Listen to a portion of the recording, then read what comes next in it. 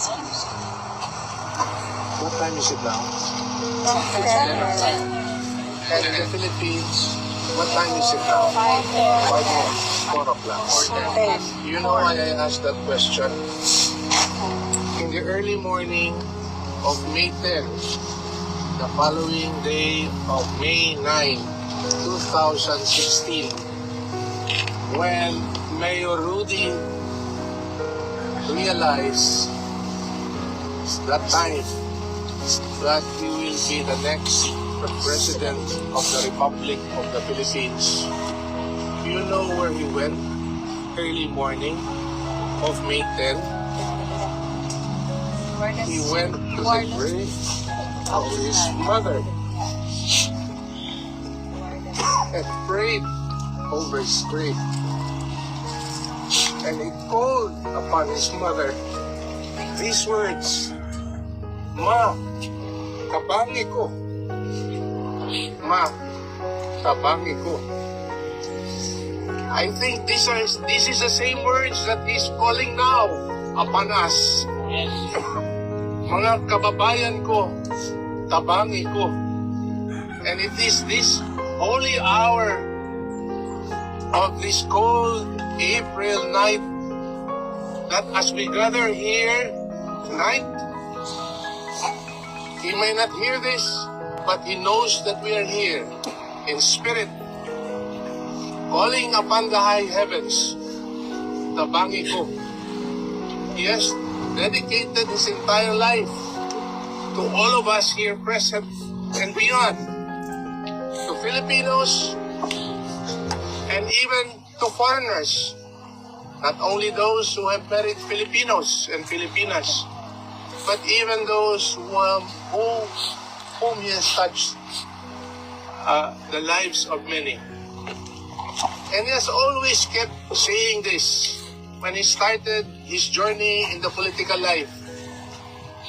When he became mayor in 1989 for 3 terms and became congressman for 1 term and came back to serve Davao City as mayor for 3 terms again, and that's 9 years, and finally became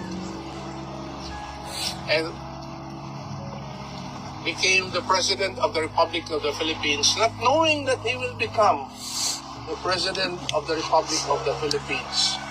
He has always one thing in mind, one thing alone, to make the lives of Filipinos safer and comfortable. And I think to all of you here who are working abroad, to all of you here whose families are left behind, you can fully understand the words of Mayor Rudy, because that has always been his motivation in his public life. You may not have seen him in his private life, but I have seen him in his most vulnerable condition. Kayo, andito ngayon, magagara at nakatakip dahil sa lamig. Kayo mga Pinoy na mahipang bahay, sa Bisaya pa nakapurol, nakatsinelas, nakapurontong. Dili na niyo ma-imagine si Tatay Digong, si Mayor Rudy Nakakaawa. You may not be able to imagine him, but I have seen him that way. Because he's simply that way as a person. And when he goes out, that is how he is. His personality, when you see him in public, that's basically what he is. But remember this, he has always kept his promise to the Filipino people that for so long as he lived, his life is always for you, for us, and for others. And I think that is the example that he is showing to us today, that we are to live not only as Filipinos, not only as English, not only as Dutch, not only as whatever nationality we have, but even as human beings, we live for others. And I think that is the lesson that we have drawn ourselves into in the life of Mayor Rudy. And I hope you will continue to remember the lessons that we have learned from him as we continue to learn the lessons from each other.